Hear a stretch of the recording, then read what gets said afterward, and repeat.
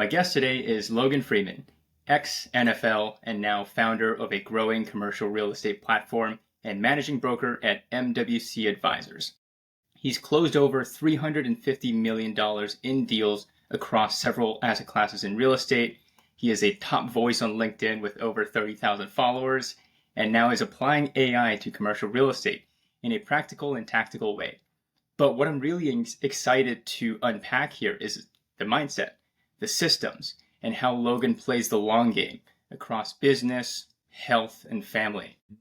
Logan, welcome to the journey. Hey, Leo, man, it's exciting, and I'm grateful to be here and have the opportunity to share some experiences and hopefully impart some ideas on the audience here that they can take away and learn something that is valuable, and that's so important. I was just on a call recently today, and successful individual, and he said, look, you hear it all the time, but it's hard to actually conceptualize, which is your time is the most valuable asset that you have. And you don't realize it until you have, I think, two things. One, you have children and you see how fast they grow up, or two, which I have 3 young children. And then also when you are so busy and you're swimming in opportunities, when you start to evaluate those different priorities, you start to say, that's not going to bring me any joy, or that's not going to be productive. But I think most people probably are never engaged at the level of, I'm actually being so productive that I can recognize what's wasting my time or not. And I recently posted, on LinkedIn about people always saying, I don't have enough time. And, it's a pretty big eye-opening experience when you actually break that down, right? I think it was something like there's 20 to 30 hours of your week that is your time. In America, the average person is on TV or social media for like 27 hours a week, right? So it's like, okay, but you're saying you don't have time, but you sure do know what's going up with the newest sitcom or the newest reality TV or what's going on in the news, and I think that's really important. And so it was just a good reminder today that I think we all need to be evaluating where we spend our time. And I had a spiritual mentor actually ask me, he said, I want you to take a full week and write out every single thing that you do every single hour. And that was an eye-opening experience, right? So I charted for 7 days. When I wake up at 5 and when I go to bed between 9:30 and 10, what I was doing. And then I categorized those things into different categories. And it was like, oh, wow, I can find some additional time here, right?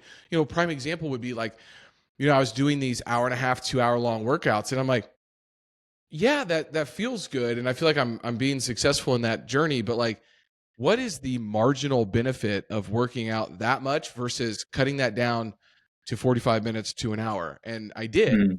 And now I've got 4 to 5 hours back in my week that I can spend in a different way, and I'm still able to stay at the level of fitness that I want to, right? So I think we have to do these audits, and I'm always auditing and I'm always tracking, probably to the point of like where my wife is like, hey, can you just, not track what you're eating or drinking or how many reps you did? I'm like, no, because that's just the way that I live my life. And my team is the same way. They're like, you're always talking about how many meaningful conversations you have and how many scheduled meetings you have and how many proposals are going out the door and how many calls that you've made.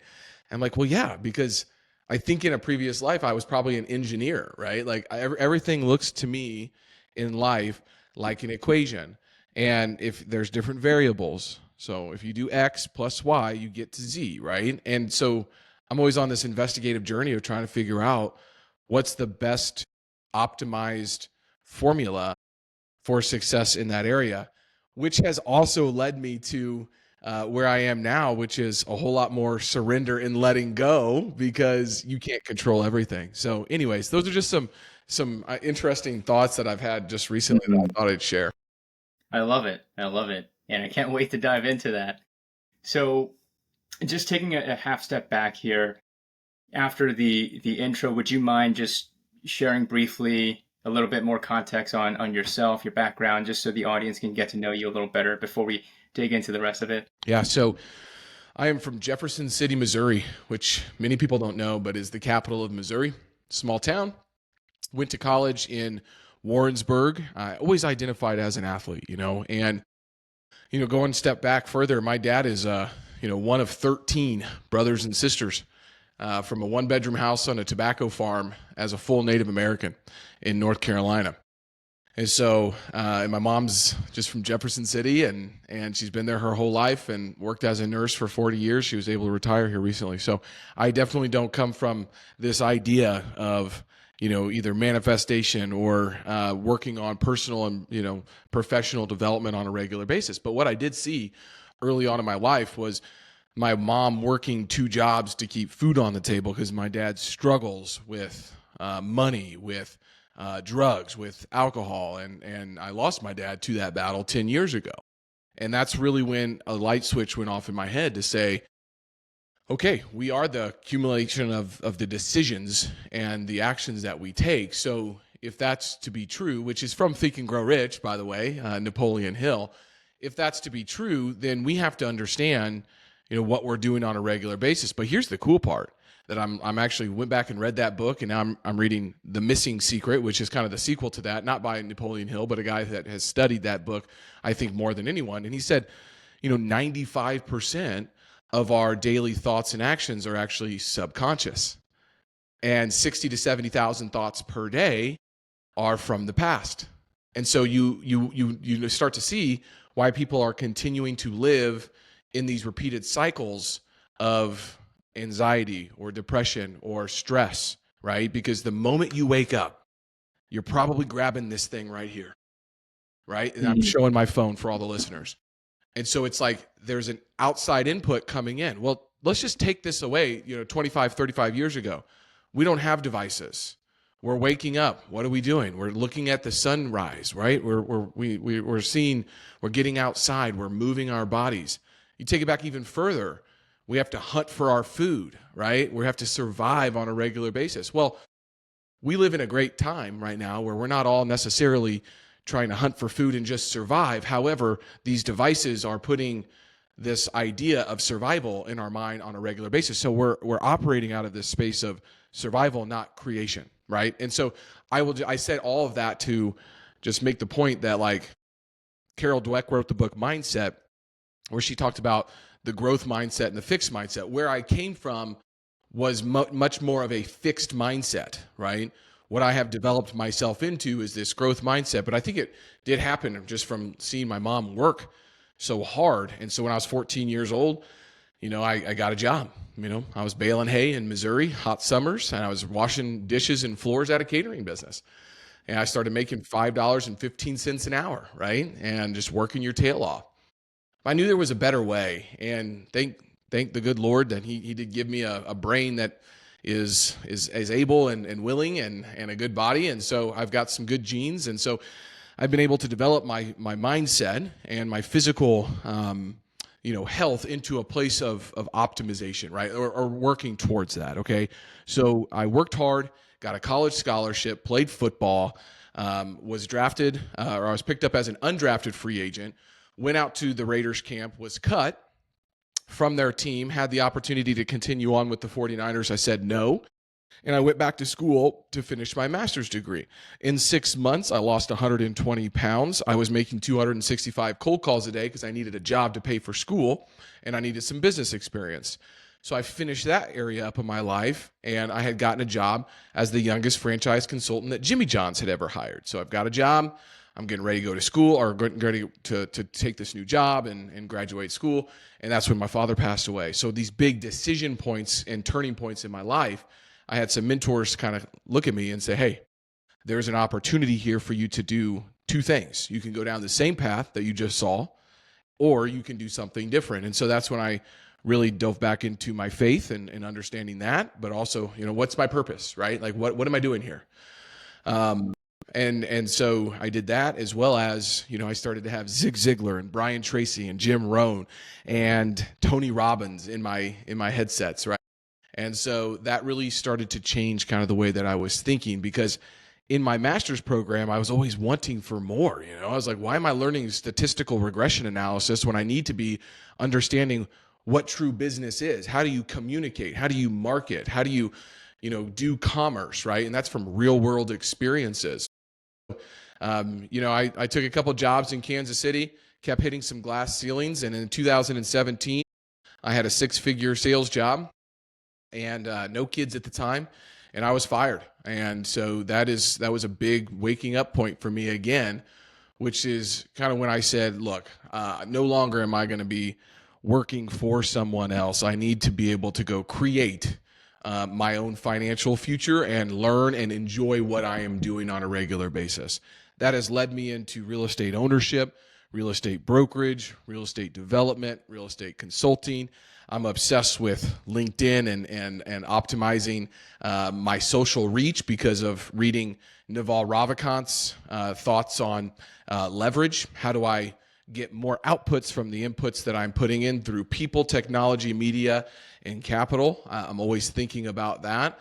And now a father of 3, it's good that I've been focused on trying to optimize, because now I have less and less time to do those sorts of things, but I'm being more productive. How do I do that with 3 people that are relying on me on a regular basis? That's my equation that I'm trying to solve for every single day. I love it. Thanks for sharing that, Logan. I think that was a great story of how you got to be here today. Yeah. And you've touched on a number of interesting points. I think the first one being that the vast majority of people in today's society, they're mostly subconscious. I mean, we know that we go maybe up to even 80-90% of our days being subconscious, and we're not intuitively and consciously making these decisions.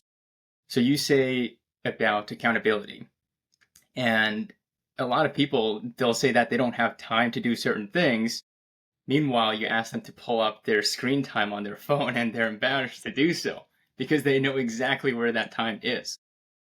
And I'll take it a step further and say that if you say that you don't have money, then show me your wallet. That will show me your priorities. So if you buy nice clothes and watches, then you prioritize your vanity, your appearance. If you buy entertainment, if you like to go to movies, go out, then you prioritize fun. That's right. But then if you buy courses, masterminds, then you prioritize your education. You want to build a better future. And if you show me your investments, then you're prioritizing your wealth. So it's fascinating once you dig in a little bit and see where you're spending your time, your attention.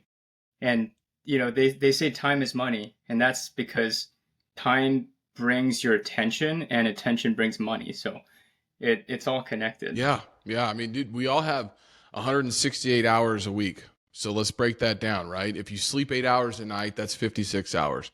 You got a full-time job, that's 40 hours. Commuting, errands, meals, hygiene, that's another 20. That still leaves you with 52 hours out of the week. So where's that go, right? Well, the average American watches 2.5 to 3 hours of TV a day. That's 20 hours a week. And they also use social media for 2.5 hours a day. That's another 17 hours a week.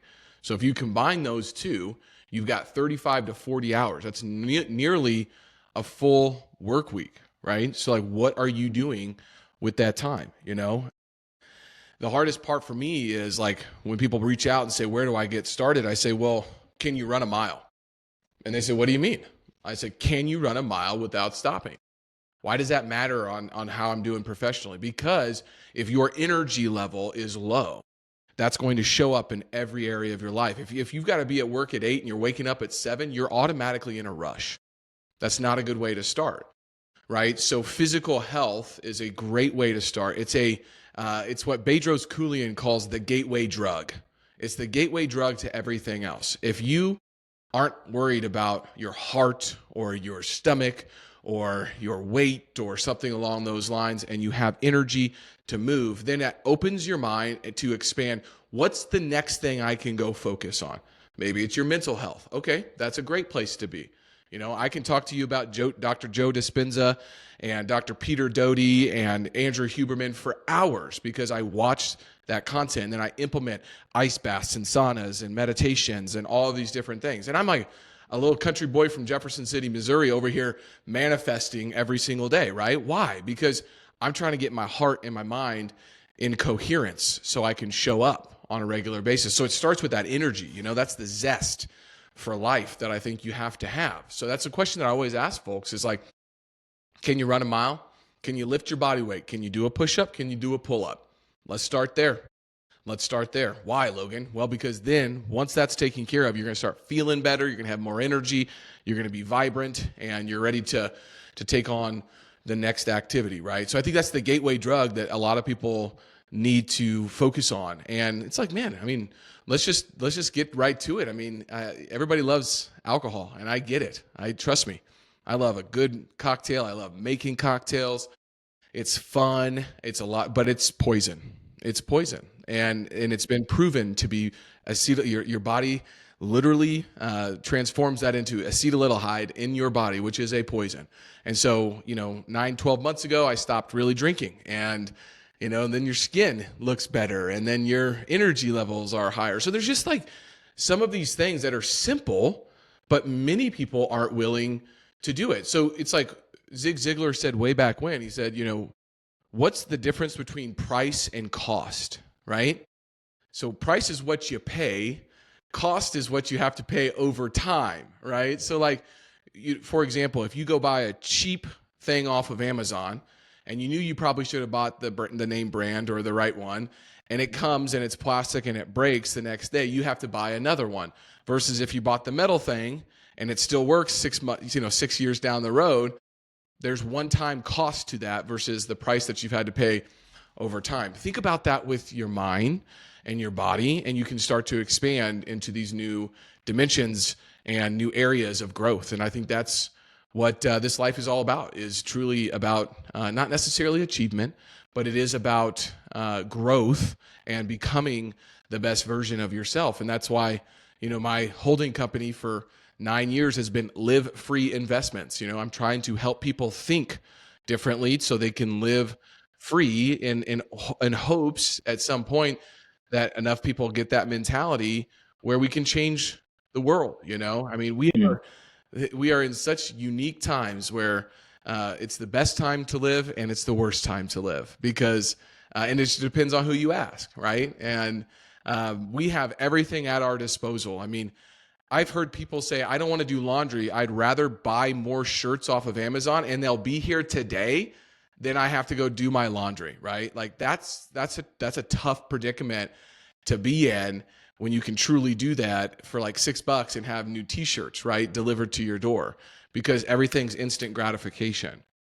Well, yeah, I mean, I think that's a big point. I mean, my favorite quote of all time is tough times create strong men and women. Strong men create easy times.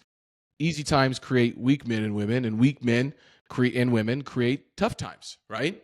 And that is on my wall here at the office. It's on my wall at my home. It's everywhere because people sacrifice for us to be here where we're at today. And it's like, what sacrifices are we making to make tomorrow better? Because that's where my head is thinking about now that I have three little children. Right.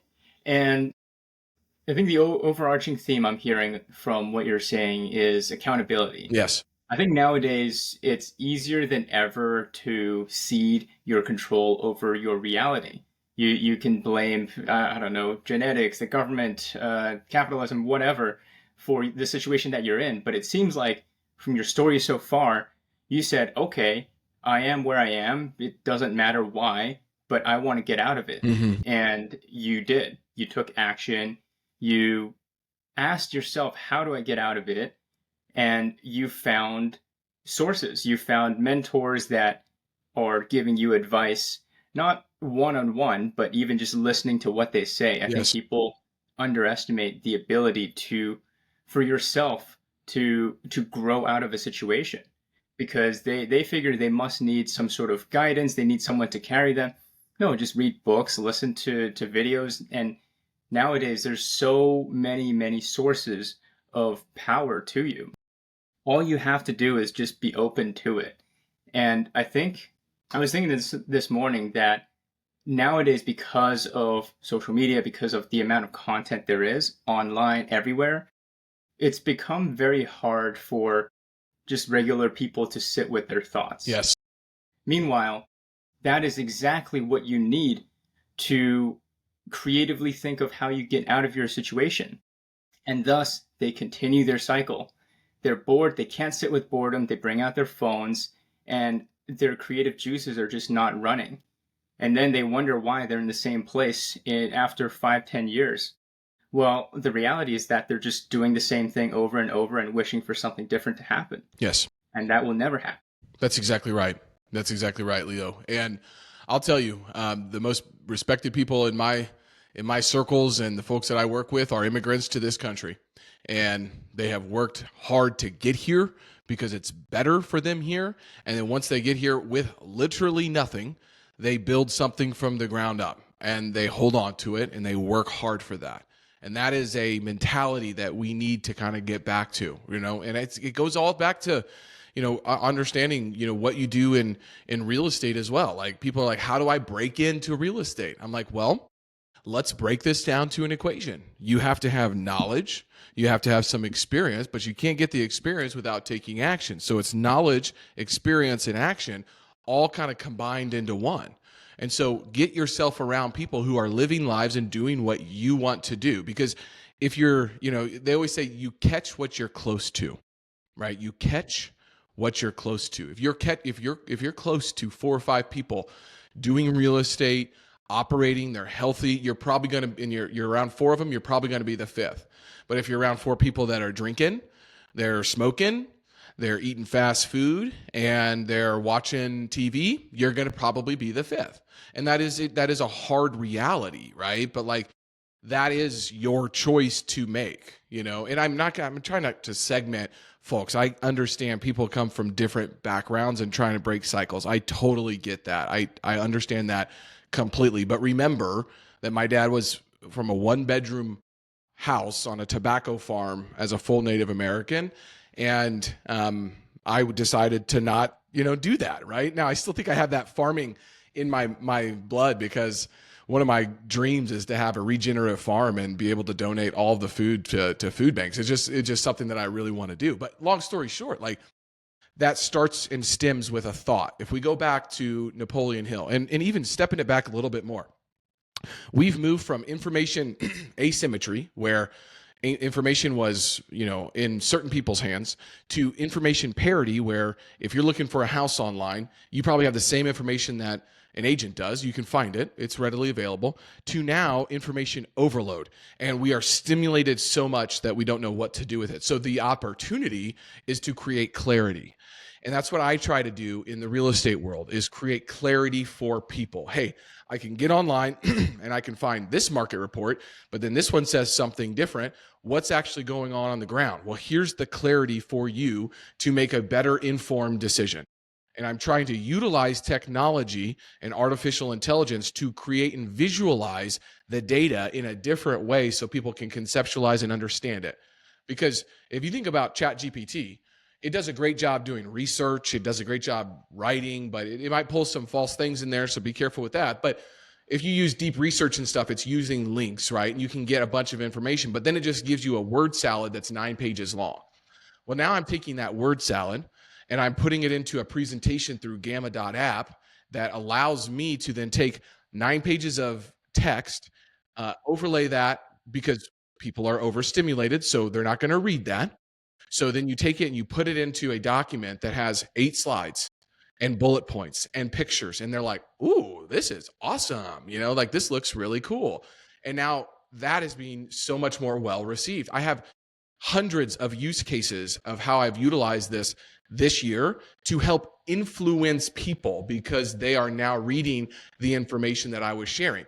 I was beating my head up against the wall saying, if you want to be a better investor, you want to get into commercial real estate, here's books, here's podcasts, here's actually documents I've put together that I've utilized. Wouldn't do it. Wouldn't read it. I created an 8-page slide deck in a presentation that's a link that you can click via text. Now I get everybody reading what I'm sending. So creating that clarity and making sure that your audience understands what you're communicating and you're communicating it in a way that's digestible for them is the new opportunity. And I haven't heard anybody say that. And I just said it because I'm thinking about it with you, right? But that's the new opportunity. Everybody's like, oh, eyeballs is the new attention, is the new capital. Maybe, but it's very crowded. What really is the opportunity is to get the person that you're trying to communicate to read the information that you're sending them so that they can understand what you're thinking. That is the valuable skill that I'm trying to hone in on. And that's really interesting that you say that, because that really boils down to the fundamental mindset of accountability. You're taking accountability for your audience's understanding of your content. That's exactly right. Whereas too many people out there, they're like, I posted today. I've tried everything and it doesn't work. Well, how many times have you posted? 3 times a week. I've done so much and it's not working. And they don't change their approach. Whereas for you, you're like, okay, well, let me take accountability for this. How do I ensure that these guys know what's going on? Because end of the day, if you don't read it, then all your effort into creating that piece of content is just out the window. That's exactly right. You're not going to see it. Yes. And to the person who says I've posted 3 times a week and you're giving up, I have posted 7 times a week for 9 years, 3,285 days, and I'm not giving up, and I still haven't figured it out. But I figured that if I do that, then I'll create some level of accountability and consistency with my audience, with myself, and I'll understand what is hitting home more than just posting 3 times a week and then giving up, right? And so every single thing that I try to do is like back to the time, right? It's like, hey, I'm really interested in, small bay industrial and contractor garages right now. So, okay, well, if that's the case, I'm going to try to build this thing from the ground up. I need to understand what are the ins and outs of that product type that people are looking for. Is there a need for it? Does it need to be climate controlled? How high do the ceilings need to be? How big do the units need to be? What will they pay per square foot? How do we lease this up? How do we manage it? What does it sell for, right? And so I have to build this thing from the ground up, not just jumping on some fad and saying, oh yeah, let's be a flex industrial builder. No, I'm trying to dissect it into its component parts, understand the supply and demand, start there, but then actually re-engineer the fact that, hey, there isn't this product type, and here's actually how you build it. I can tell you what you need to go buy your land for per square foot. I can tell you how much it's going to cost, how long it's going to build. Now I have a fundamental understanding of that. And now we're leasing 3 or 4 of these projects up. So I'll be able to understand how many impressions do we need? How many applications do we need? How many showings do we need to get 48 units leased up? So then I can go to that developer who says, I've got a new site, I want to do it. How long is it going to take me to lease up? I've got data to back up what I'm actually saying. Hey, we're going to have to reach 3,000 individuals. We need 300 applications. We need 50 approved. Out of the 50, we're going to get 25 tenants. Here's how we do it.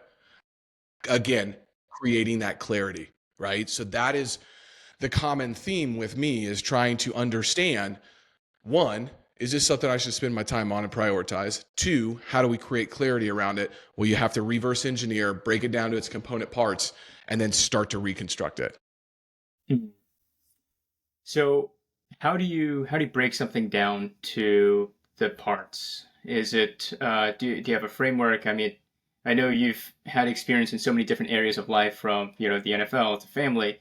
I'm sure you're using similar frameworks to to break down how you're spending your time with your family versus how you're marketing a piece of real estate. Yes. Absolutely. So, I mean, first and foremost, are the results that you are getting right now where they want to be? If it's not, then something is broken, or you just haven't done it long enough to see the results, right? And there's a very important determination on that. Look, if we go to health, look, I mean, this is no secret. And I know some people's healths are a little bit different, but there's a big fad right now putting stuff into your body so you're not as hungry. And there's probably a good medical reason for some individuals to do that. But for the other 90% that are super healthy individuals, it comes down to how much is your total daily energy expenditure? What are you putting into your body and how much are you moving? It really does come down to that. It is a mathematical equation, and it's been proven over and over again. And people are like, but what about if it fits your macros? I don't know. You go eat the cheeseburger and see if you're full. I'm not. So I need to eat 8 ounces of chicken because I squatted, 500 pounds this morning or whatever it is. And I'm hungry and I'm going to refuel my muscles. Even if I stay under those calories with the with the cheeseburger, is that nutrition going to serve me or not? Right. And so like when you think about, land, for example, something that is very interesting to me, because Ricardo's law of economic rent talks about this, that the land gets all the gains. Well, what does that mean? Well, if you have land in the right area, in the path of progress, and let's just call it Kansas City. You're on Main Street and the streetcar is now coming down Main Street all the way from River Market down to the plaza. Well, I own a piece of real estate along the streetcar line, okay? I didn't do anything to that real estate, but the value went up. Why? Because of the public infrastructure that went in and the transportation that went in. So we know that where rooftops grow, commerce flows. And we also know where development goes is it follows the sewers. And so if a city comes in and says, I'm going to put new sewers in, you better believe all of that land around those sewers just got a lot of gains, right? So that's Law of Economic Rent by David Ricardo. Okay. So I started with reading that book, right? Like that book, trying to understand that economic principle that's been around for, I don't know, 1,000 years. I don't know, something like that, right? Hundreds and hundreds of years. Okay. So start back with the old stuff. And then it's like, okay, well, how do you actually understand what the residual value of that land is? Residual land value analysis. Well, we have to understand what it's going to cost to be able to build on that land. One, what should go on the land? But then what's the infrastructure going to cost? What's the utilities going to cost? What's the vertical construction going to cost? What's the rents going to cost? And what can we get on occupancy? If we know all of those components, then we can break down what somebody can pay for a piece of land, knowing what developers and investors are looking for from a return on their capital, right? So that's how you break it down to the component parts, not only in your health, but in real estate. And so now you can send me, 120 acres of land in a certain area, and I'm going to be able to come back to you and say, here's likely what a developer is going to be able to pay based off of the residual land value analysis. Okay? I'm not looking at comps. I'm looking at what can be built there, how much it's going to cost, what's it going to generate in revenue, and then what's the return that the investors need to do this deal. Here's your pricing. And most landowners don't like to hear that. So they go and list with somebody else who says, well, I think I can get you $55,000 an acre, when truly it's $35,000 an acre. Now it sits on the market. Everybody's looked at it and it has an eyesore on it.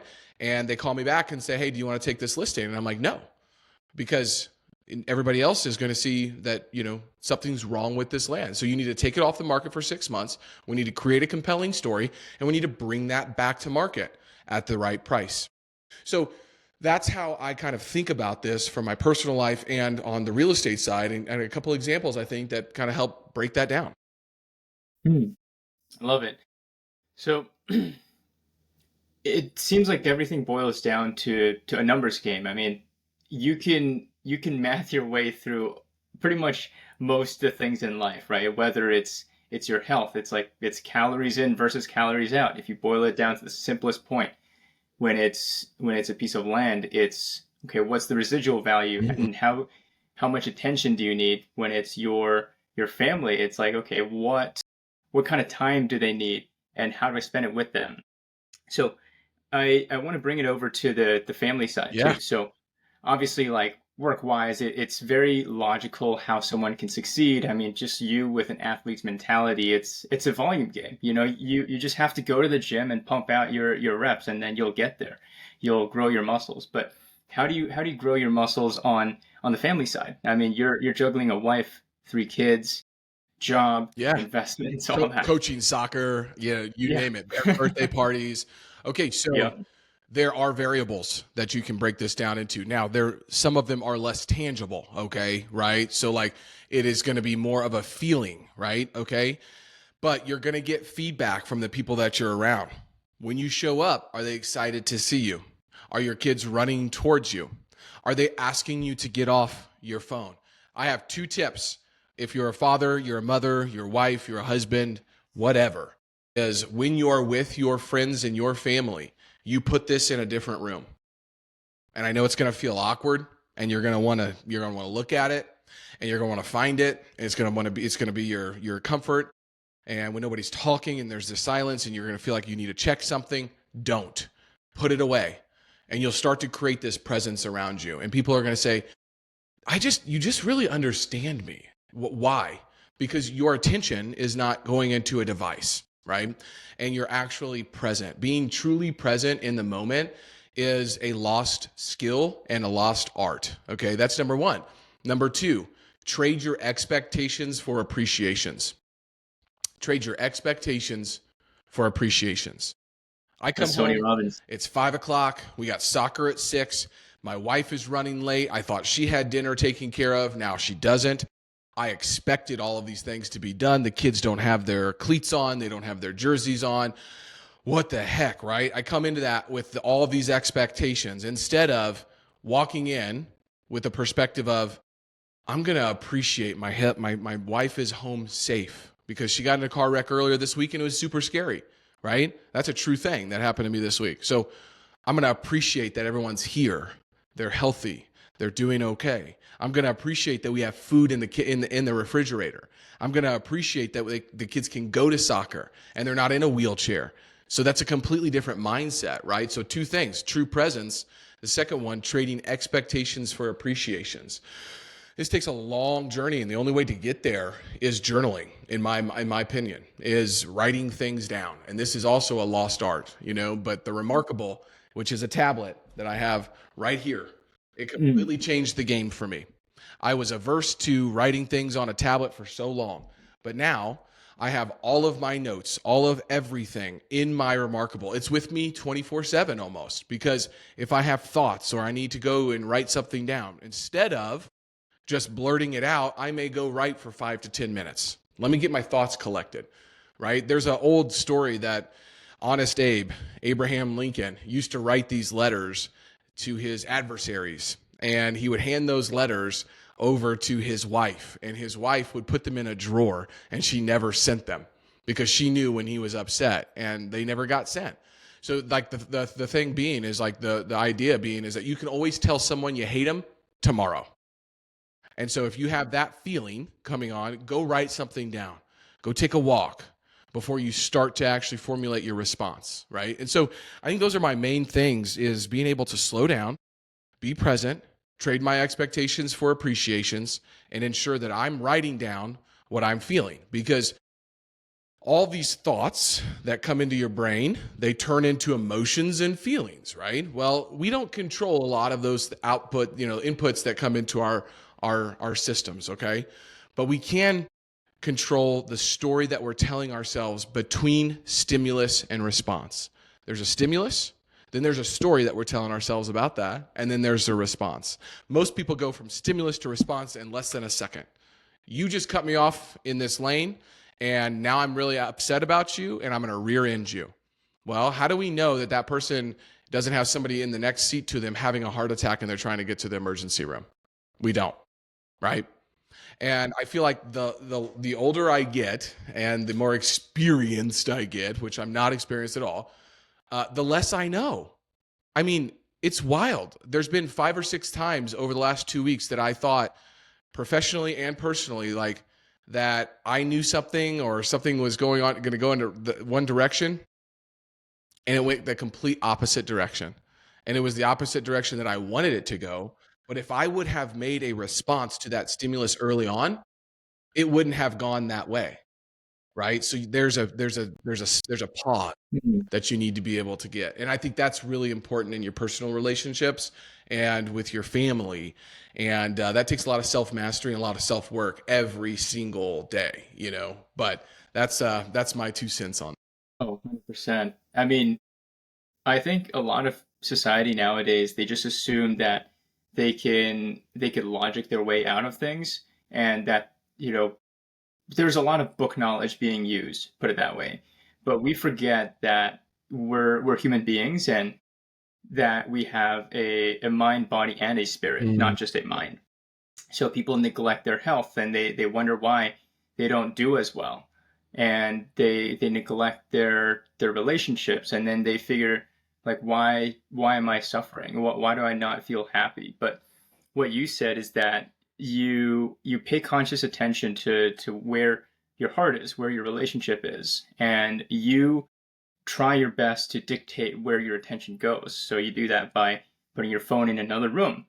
I do that. I think your phone is a huge distraction to just every day. I mean, it's something, it's an external source trying to grab your attention. And once it grabs your attention enough times, then you get into this feedback loop of not having your own thoughts almost. And to what you say on journaling, I think that's important as well, because it teaches your brain to produce thoughts. So the way that I do it very similarly. I have systems of notes in different areas for different categories for my business, life, etc., to capture these so that my brain is constantly producing thoughts and not storing them. Mm-hmm. I think a lot of people, they get into this habit of just storing the thoughts in their head, and then they don't have room for more. 100%. And I think it kind of goes back to this whole mindset of being a producer versus a consumer. You were put on this earth. You have your own very specific, unique, amazing ability. But there was a quote that said, you know, if you want to go find the most goals and dreams that never got fulfilled, just go to a graveyard or something like that, right? I probably butchered that quote. But I think it's so true, right? There was a book that was written by a doctor who was with people when they were dying, and their biggest regrets were not being present, working too much, right?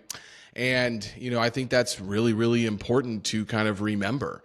And, you know, I also think that like we're here very short period of time.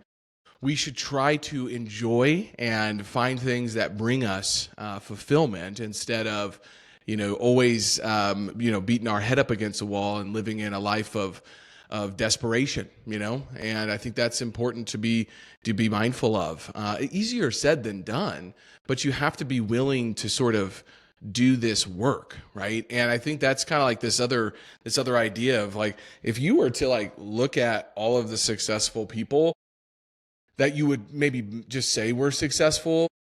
I'm a huge Kobe Bryant fan. I have a huge Kobe poster right here. Actually, it's a piece of art that I had commissioned.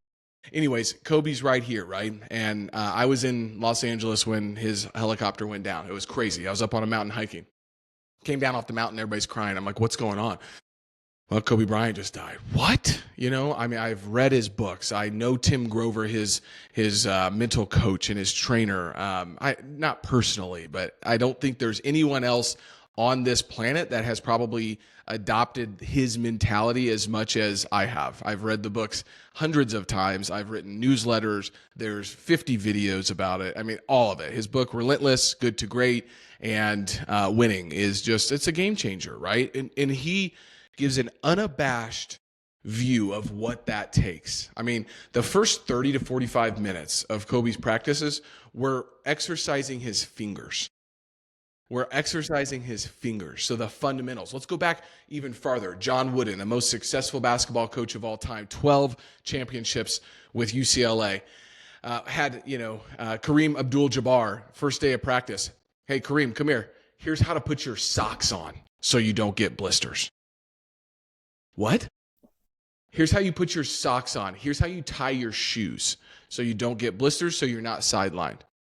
So think about that in your own life. How are you putting your socks on? How are you blocking and tackling? The fundamentals. If you can get the fundamentals right, now you can start stacking on top of that, right? And so many folks in the real estate space, I believe, think they try to go read the books, listen to the podcast, and they start at the top of the pyramid. But we don't have the fundamentals taken care of, right? And folks like Grant Cardone saying, go huge, do this big deal. I mean, maybe that works for his audience, right? And I think there is a good mentality of thinking bigger, but you don't want to get past the fundamentals. Maybe that means you start in property management or leasing or underwriting as an analyst or going out and doing renovations, whatever it is. That's going to allow you to build that fundamental skill set that you can start to bring to the table. The most successful real estate investors that I work with on a regular basis, they're either vertically integrated, they got started in property management and they've worked their way up, Now they're doing developments, or they've done something with that business. It's very few that I say that, hey, they're just a, capital allocator that is just moving money from here to there, right? You get to that point, but how do you get to that point? Reverse engineer it and start breaking the component parts down and stack those fundamentals. I love it. Yeah, I think a big mistake that a lot of people make nowadays is that they see a lot of these impressive people online, and granted, they see these impressive people because they've gotten there and they've learned how to market themselves well, that they're seen.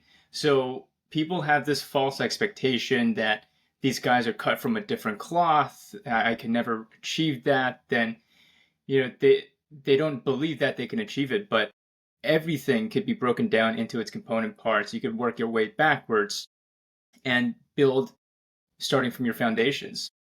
So with that being said, as far as what's practical, right? So when you're running your own business, when you're trying to grow yourself, there's a lot of things that you can do. You can work in the business, running the different things and servicing clients and whatnot, but you can also work on the business. You can work on high level stuff or fundamentals. So how do you break your focus, your time, your attention down? How do you spend time here versus there? Is there a structure to your routine? First and foremost, understanding if you're a visionary or an integrator or a hybrid is really important. So early on, I went through strength finders to understand my 5 top talents, if cultivated, would become my strengths, right? And that is individualization, that is achiever, discipline, competition, and focus. I have input and learner in there as well, okay? So I understand who I am. If I cultivate those can become my strengths. Gino Wickman in the book Traction really breaks this down. There's a free test you can go take online. Answer the questions honestly, get an assessment if you're a visionary or if you're an integrator, okay? One's not better than the other, all right? Not probably a surprise to anybody here, but I am 50-50. So I am 50% visionary. I love seeing the big picture, but I love blocking and tackling as well, right? And so if you are 100% visionary, then you need to put yourself around people who can take your ideas and go operationalize them. I work with those individuals on a regular basis.